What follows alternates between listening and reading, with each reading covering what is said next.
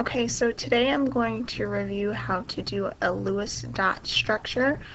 So you're drawing how many valence electrons the element has. So the first thing you need to look at is what element are you trying to figure out the Lewis dot structure for.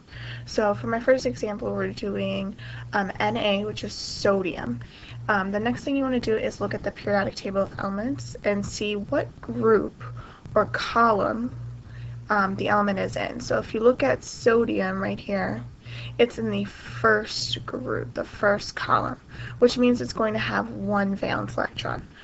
So when drawing the Lewis dot structure, remember you're only going to put one dot for each valence electron. So this one's really simple because sodium only has one valence electron, so I'm only going to draw one dot. And that is the complete Lewis dot structure for sodium. Let's try one a little bit more difficult. So next we have chlorine, and chlorine, if you look at it on the periodic table, is in group 7. So we have 1, 2, 3, 4, 5, 6, and 7. So here's chlorine. So that means it's going to have 7 valence electrons, which means we're going to draw 7 dots. Remember, when you're doing dots, you need to go in a circle, and you can only put one dot in each space until you go around again.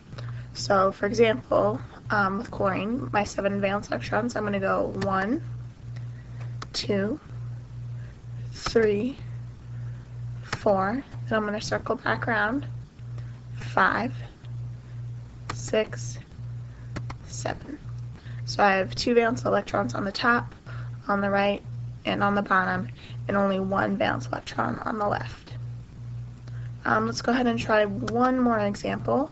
This one is aluminum, okay, and if you look at the periodic table, it's going to be in the third group, so group 1, 2, 3, and it's right here, number 13 is the atomic number, so that means it's going to have 3 valence electrons. So when I draw, once again, only one dot per position until you circle around, so I have 1, 2, 3.